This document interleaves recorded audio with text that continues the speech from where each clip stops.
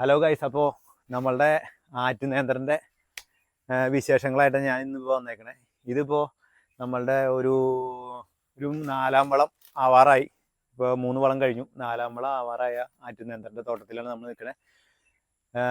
ഈ വീഡിയോൻ്റെ മെയിൻ ലക്ഷ്യം എന്ന് പറഞ്ഞു കഴിഞ്ഞാൽ വാഴക്കൃഷി. അതായത് ആറ്റുനേന്ത്രനായാലും ഏത് വാഴക്കൃഷി ആയാലും നമുക്ക് എങ്ങനെ ഏറ്റവും കുറഞ്ഞ ചിലവിൽ ഏറ്റവും കൂടുതൽ ആദായം ഉണ്ടാക്കാം. നമുക്ക് റിട്ടേൺ ഉണ്ടായാലും മാത്രമേ നമ്മൾ ഈ കൃഷിയിലേക്ക് ഇറങ്ങുള്ളൂ. അതിന് വേണ്ടിയിട്ടുള്ള വീഡിയോ ആണ്. ഒരുപാട് പേർക്ക് സംശയമുണ്ട്, ഒരുപാട് ചിലവ് തന്നെ, അങ്ങനത്തെ കുറേ പ്രശ്നങ്ങൾ വരുന്നുണ്ട്. ആ ചിലവ് കുറച്ച് എങ്ങനെയാണ് ഞാൻ ചെയ്യുന്നത് എന്നുള്ളതാണ് ഞാൻ ഈ വീഡിയോയിലൂടെ ഉദ്ദേശിക്കുന്നത്. അപ്പോൾ നമുക്ക് വീഡിയോയിലേക്ക് പോവാം. ബാ, ഇത് നമ്മൾ വെക്കുമ്പോൾ ആദ്യം തന്നെ നമുക്ക് ഏറ്റവും കൂടുതൽ ചിലവുള്ളത് ഇതിൻ്റെ നമ്മൾ കളച്ച് മാടിയിടാനായിട്ട്. ഇത് പറമ്പ് റെഡിയാക്കാനാണ് നമുക്ക് ഏറ്റവും കൂടുതൽ കാശ് വരുന്നത്. അതിന് ഞാൻ ചെയ്യുന്ന മെത്തേഡ് എന്ന് പറഞ്ഞു കഴിഞ്ഞാൽ, ഇപ്പോൾ ഈ തവണ ഇപ്പോൾ ഇതിൻ്റെ കണ്ണുണ്ടല്ലോ, ഈ കണ്ണ് ഞാൻ ഇവിടെ നിർത്തും. അടുത്ത വർഷം പിറക്കുമ്പോഴേക്കും ഈ സാധനം തിണ്ടിൻ്റെ മണ്ടയിലാവും. തിണ്ടിൻ്റെ മണ്ടയിലായി കഴിഞ്ഞ് കഴിയുമ്പോൾ ആ വാഴ വെട്ടി കഴിഞ്ഞ് കഴിയുമ്പോഴേക്കും ഇതൊരു തിണ്ടാവും. നമ്മൾ നിൽക്കുന്ന സ്ഥലം, അതായത് ഈ വാഴ നിൽക്കുന്ന സ്ഥലം വലിയൊരു തിണ്ടാവും ഇതിന് ഇവിടെ നിർത്തി കഴിയുമ്പോൾ. ആ തിണ്ട് പിന്നെ ആ വാഴ വെട്ടി കഴിഞ്ഞ് കഴിയുമ്പോൾ അപ്പോഴേക്കും ഇത് തോടും തിണ്ടായിട്ട് നല്ല രീതിയിൽ മാറും. പിന്നെ ഞാൻ വെക്കുന്നത് ഈ തോട്ടിലാണ് വാഴ വെക്കുന്നത്. അപ്പോൾ നമുക്ക് ആദ്യത്തെ ഒരു കള അങ്ങോട്ട് കുറഞ്ഞിട്ടാണ്. നേരെ തിരിച്ച് വേറെ 2-3 വേറെ മറ്റുള്ള സ്ഥലങ്ങളിൽ ഞാൻ വെച്ചേക്കുന്നത് കൊള്ളിക്ക് മാടിയിട്ട്. കൊള്ളിക്ക് മാടുമ്പോൾ ഇച്ചിരി വലിപ്പം കൂട്ടി മാടും. ആ വലിപ്പം കൂട്ടി മാടിയിട്ട് എന്നിട്ട് തോട്ടിൽ വെക്കും.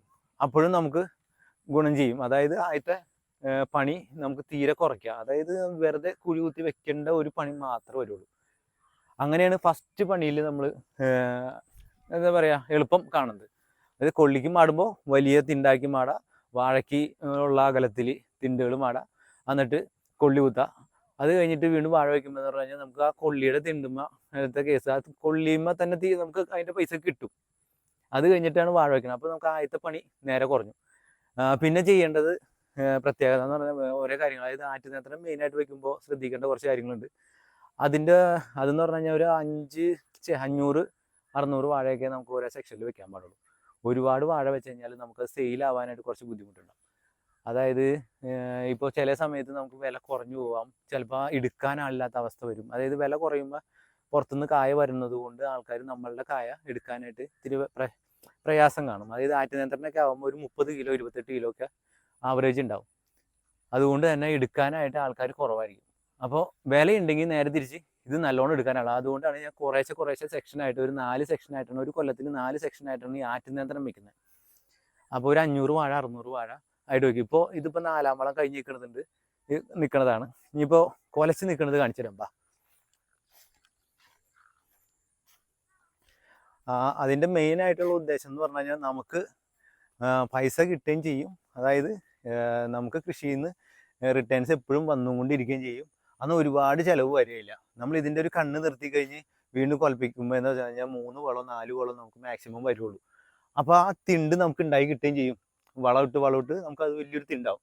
പിന്നെ വേനൽക്ക് വെക്കുമ്പോൾ പിന്നെ അതിൻ്റെ തന്നെ തോട്ടിലാണ് നമ്മൾ വാഴ കണ്ണ് വെക്കുന്നത്. അപ്പോൾ ആദ്യത്തെ പണിഭാരവും മറ്റു കാര്യങ്ങളൊക്കെ കുറഞ്ഞു കിട്ടും. അങ്ങനത്തെ കാര്യങ്ങളെല്ലാം ഞാൻ എന്താ പറയുക നമ്മൾ ശ്രദ്ധിച്ചു പോകുന്നത്. അങ്ങനത്തെ കാര്യങ്ങൾ ചെയ്ത് കഴിയുമ്പോൾ തന്നെ വർഷത്ത് വെള്ളക്കെട്ടും വരില്ല, വേനൽക്ക് നനയ്ക്കാനായിട്ട് എളുപ്പം കിട്ടും. നമുക്ക് കൊലച്ച് നിൽക്കുന്ന വാഴയിലേക്ക് പോവാം. ഇതാണ് നമ്മളുടെ ഇപ്പോൾ കൊലച്ച് നിൽക്കുന്നത്. നേരത്തെ കണ്ടത് 4 മാസം കഷ്ടി ആയേക്കണ വാഴയാണ്. അതിൽ ഇനിയും പണികൾ കുറേ കിടക്കണം.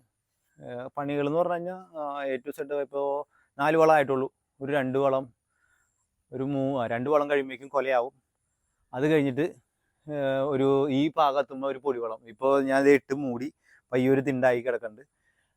ഇതിപ്പോൾ ചെയ്തേക്കണ 4 വള്ളി ഇട്ട് വലിച്ചു കെട്ടി കുടപ്പൻ ഉന്തി കഴിഞ്ഞ പരുവമാണ്. കണ്ട, ഇതൊക്കെ 7 പടല 8 പടല, ഒരു പടലയിൽ 14 കായ വെച്ചത്. അത് ആറ്റുനേന്ത്രൻ്റെ ഒരു പ്രത്യേകതയാണ്. 7 പടല ഉണ്ടാവും അല്ലെങ്കിൽ 8 പടല ഉണ്ടാവും.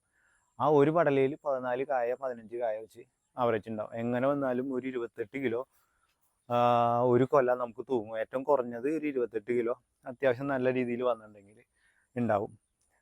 പിന്നെയുള്ള കുറച്ച് കാര്യങ്ങൾ എന്ന് പറഞ്ഞാൽ നമ്മളിപ്പോൾ ആറ്റുനേന്ത്രനുള്ളൊരു പ്രത്യേകത എന്ന് പറഞ്ഞാൽ ഈ സാധനത്തിന് പെട്ടെന്ന് ചെള്ള് കയറും. കണ്ട, പെട്ടെന്ന് ചെള്ള് കയറുമ്പോൾ കൂടുതൽ കാലം, അതായത് ഒരു 12 മാസത്തോളം നിൽക്കാനുള്ള വാഴയായതുകൊണ്ട് മാക്സിമം ചെള്ള് കയറലും കാര്യങ്ങളും കാണുമ്പോൾ തന്നെ മാക്സിമം അപ്പം തന്നെ മരുന്നടിക്കുക, അങ്ങനത്തെ കാര്യങ്ങൾ ചെയ്യുക.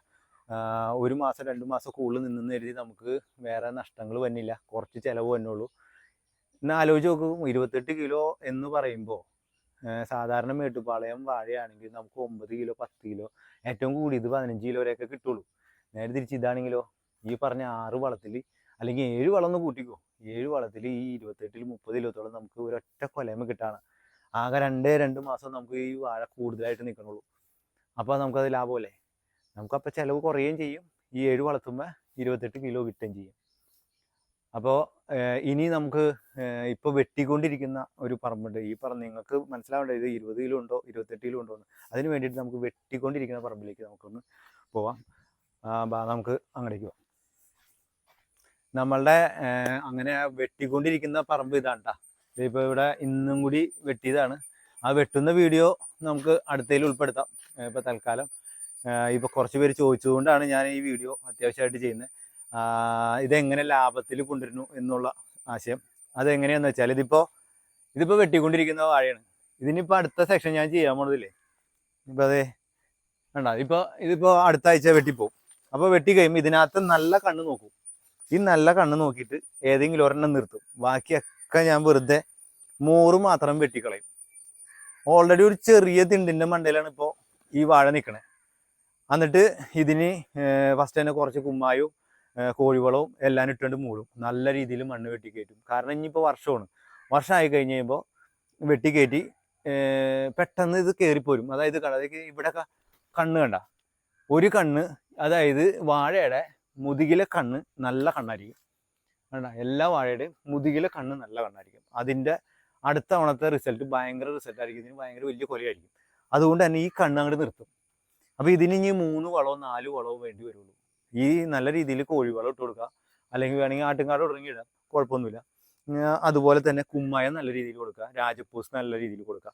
ഇത്തരം ചെയ്തു കുറച്ച് ഒരു 1-2 ബാക്കി ഫാറ്റംബൂസ് പൊട്ടാഷ് യൂറിയയും കൂടി മിക്സ് ചെയ്തിട്ടുള്ളത് ഒരു 1-2 പ്രാവശ്യം ഇതിൻ്റെ ഒക്കെ ഒപ്പം ഇട്ട് കൊടുത്താണ്ടല്ല, പറഞ്ഞ നാളും കൊണ്ട് ഈ കണ്ണ് സൈസാവും. അതേ സമയത്ത് തന്നെ ഈ തിണ്ടും വലിപ്പം വരും, നല്ല ഹൈറ്റിലാവും.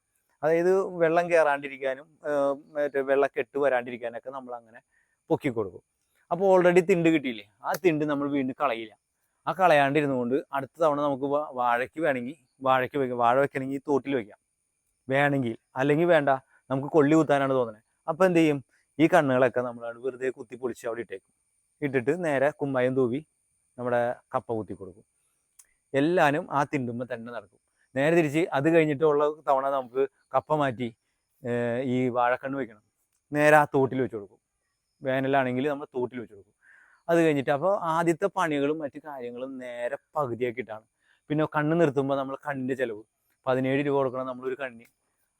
കണ്ണ് നിർത്തുമ്പോൾ ആ ഒരു പ്രശ്നം വന്നില്ല. 6 വളം 7 വളം തീർത്ത് വന്ന സാധനത്ത് വെറും 3 വളത്തുമ്മേ അല്ലെങ്കിൽ 4 വളത്തുമ്മേ തീരും. നമുക്കൊരു വാഴയമേ 200-250 രൂപ ചിലവ് വന്നോടത്ത് ഇതിന് വാഗ വന്നത് നമുക്കൊരു 150 രൂപ താഴെ ചിലവുമ്പോൾ നമുക്ക് ഈ വാഴ നമുക്ക് കൊലപ്പിച്ചെടുക്കാൻ പറ്റും. അത് കഴിഞ്ഞിട്ടുള്ള കൊല്ലത്തേക്കുള്ള തിണ്ടും റെഡി ആയിരിക്കും. അപ്പോൾ അങ്ങനെയൊക്കെയാണ് നമ്മൾ ഓരോ തവണയും കൃഷി ചെയ്യുന്നത്.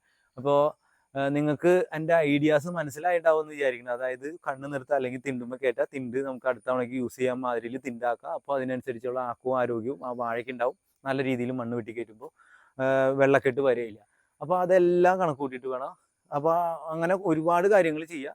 ഇങ്ങനത്തെ ഇത് അടുത്ത തവണയ്ക്ക് നമ്മൾ എന്തൊക്കെ ചെയ്യണം അങ്ങനത്തെ കൂടി ആലോചിച്ചിട്ട് ചെയ്യുമ്പോൾ നമുക്ക് ഒരുപാട് പ്രശ്നങ്ങൾ വരില്ല. വേഗം ഇതുപോലെ തന്നെ എല്ലാ സമയത്തും നമുക്ക് വാഴ വെട്ടാനുണ്ടാവും. എന്നാൽ കണ്ടമാനം വെച്ച് കൂട്ടുന്നവരുണ്ടാവട്ടോ. ഇത് 1000, 2000, 3000, 5000 ഒക്കെ വാഴ വെക്കുന്നവർക്കൊക്കെ ആണെങ്കിൽ ഇതുപോലെ ചിലപ്പോൾ പറ്റിയെന്ന് വരില്ല, കണ്ണ് നിർത്താനൊക്കെ ബുദ്ധിമുട്ടായിരിക്കും. ഞാൻ പറഞ്ഞത് എൻ്റെ സ്റ്റൈലാണ്. 500 വാഴ വെക്കുമ്പോൾ ഇങ്ങനെയൊക്കെ ചെയ്യുകയാണെങ്കിൽ, അല്ലെങ്കിൽ ഒരു 1000 വാഴ വെക്കുമ്പോഴും ഇങ്ങനെ ചെയ്യുകയാണെങ്കിൽ ഏറ്റവും ബെറ്റർ ഐഡിയ ആണ്. നമുക്ക് ഒരുപാട് പണിക്കാശ് മറ്റു കാര്യങ്ങളൊക്കെ കുറഞ്ഞു കിട്ടും. ഇപ്പോൾ നമ്മൾ ഈ വെട്ടുന്ന ഈ കൊലയൊക്കെ എന്നൊക്കെ പറഞ്ഞു കഴിഞ്ഞാൽ ഒരു 25 കിലോ 28 കിലോ ഇതൊക്കെ ആണെങ്കിൽ 30 കിലോ 32 കിലോ ഒക്കെ ഉണ്ടാവും. ചിലതൊക്കെ 30-നും മുകളിലൊക്കെ ഉള്ള കൊലകളാണ് കുറേയൊക്കെ. അപ്പോൾ നമുക്ക് ഇതിന്മേൽ ചിലവ് വന്നേക്കണത് 6 വളം ഞാൻ ഇതിനിട്ടിട്ടുണ്ട്. ഈ 6 വളത്തിന് ചിലവ് വന്നേക്കണത് ഒരു 250 രൂപ താഴെയാണ് വന്നിട്ടുള്ളൂ. കാരണം രാസവളങ്ങളെല്ലാം നൈസായിട്ട് കുറേശ്ശെ ഇടുള്ളൂ. നേരെ തിരിച്ച് ജൈവവളം വന്ന് കൂട്ടിയിടും. ആദ്യത്തെ വളത്തിന് ഒരു പൊടിവളം ചെയ്തിട്ട് രണ്ടാമത്തെ വളത്തിന് ആട്ടുംകാട്ടം മൂന്നാമത്തെ വളത്തിന് വീണ്ടും ഒരു പൊടിവളം, അതിൻ്റെ ഒപ്പം രാജപ്പൂസ് കയറ്റിയിടും. കൂട്ടി മിക്സ് ആക്കിയാണ് ഇടുന്ന, രാജപ്പൂസ് കൂട്ടി മിക്സ് ആക്കി ഇടുള്ളൂ. അതായത് ജൈവവളോട് മിക്സ്, അതായത് വേരിന് കംപ്ലൈൻറ്റ് വരാണ്ടിരിക്കാനായിട്ട് രാജപ്പൂസ് 2 വളത്തേക്ക് കയറ്റും. അത് കഴിഞ്ഞിട്ട് കോഴിവളം ഇടും.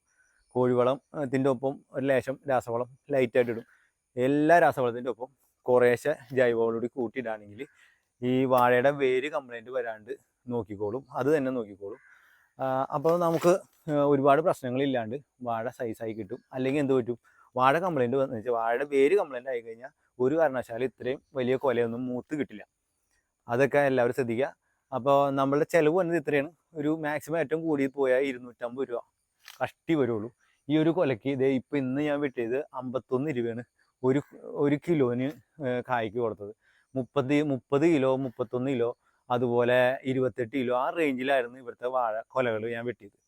അപ്പോൾ നിങ്ങൾക്ക് കണക്ക് കൂട്ടിയാൽ മനസ്സിലാവും, 1000 രൂപയിൽ മുകളിൽ നമുക്കൊരു കൊലയമ നേരെ കിട്ടി. 1500 നമുക്ക് ഒരു കൊലയമ കിട്ടി. 250 രൂപ കഴിച്ചിട്ട് ബാക്കി എത്രയുണ്ടെന്ന് നിങ്ങൾക്കൊന്ന് ആലോചിച്ചാൽ മതിയില്ല.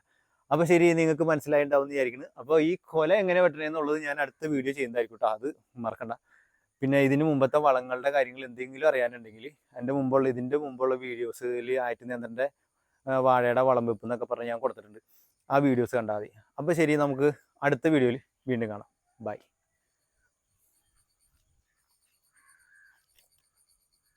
അടുത്ത തവണയ്ക്ക് വെട്ടാനുള്ള കൊലയുടെ ഇഷ്ടം പോലെ ഉണ്ട്.